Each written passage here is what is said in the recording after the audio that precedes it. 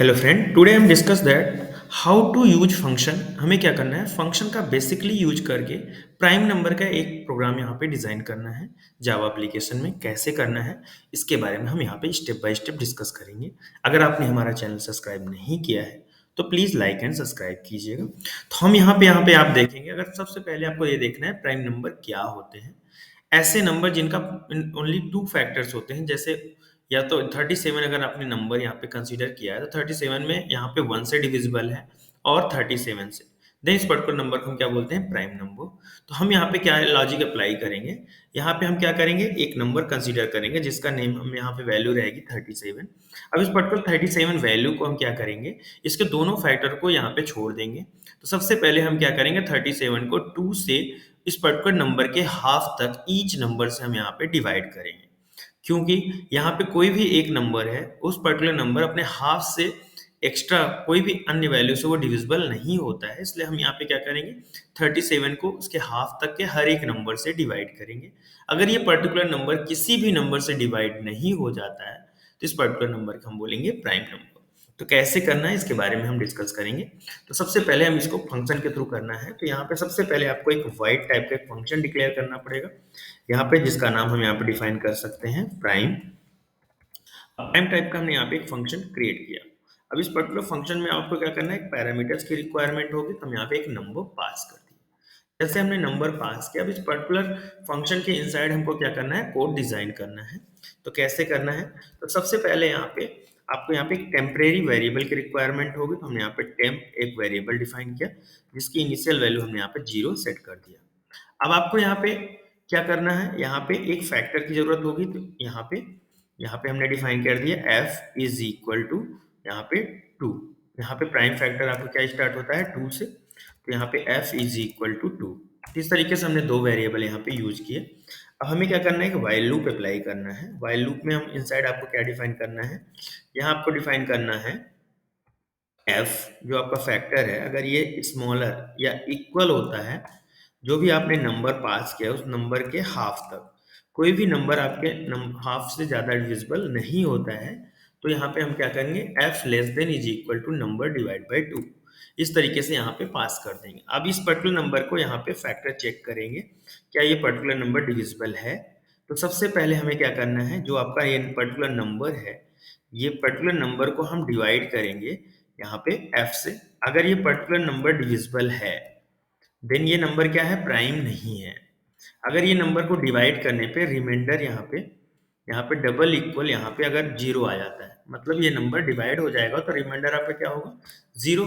अगर रिमाइंडर 0 आता है तो टेम्प की वैल्यू आपकी यहाँ पे प्लस प्लस हो जाएगी, या फिर टेम्प इज इक्वल टू 1 भी डिफाइन कर सकते हैं।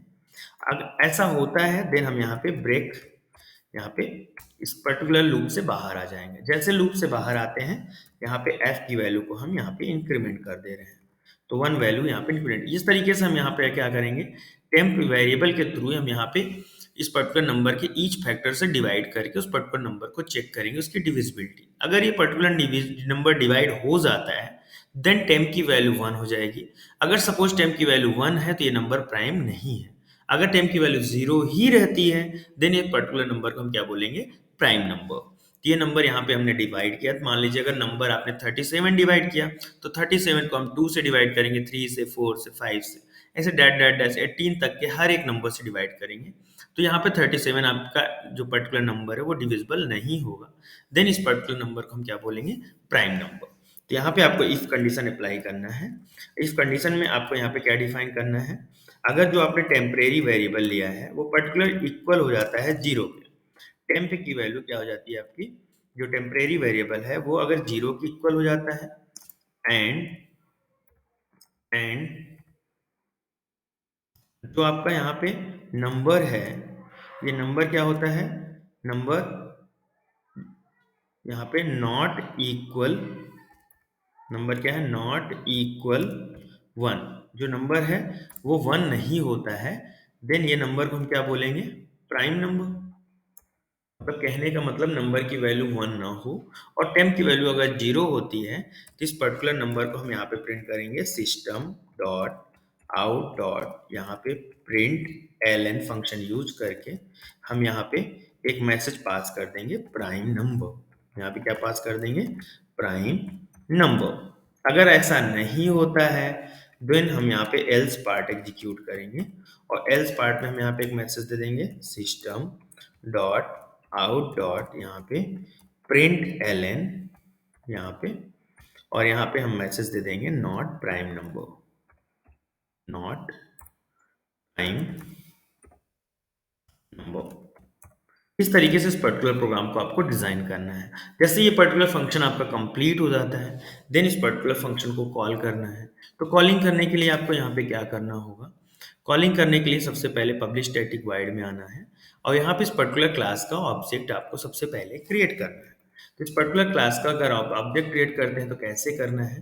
तो सबसे पहले यहाँ पे क्लास का नेम डिफाइन करना है और देन यहाँ पे रेफरेंस प्रोवाइड करना है is equal to new, then class का नेम और ये ब्रैकेट को इस तरीके से सेपरेट कर देना। तो यहाँ पे क्लास का आपका ऑब्जेक्ट क्रिएट हो जाएगा। देन आपको स्कैनर क्लास का ऑब्जेक्ट क्रिएट करना है। Scanner S C is equal to new scanner.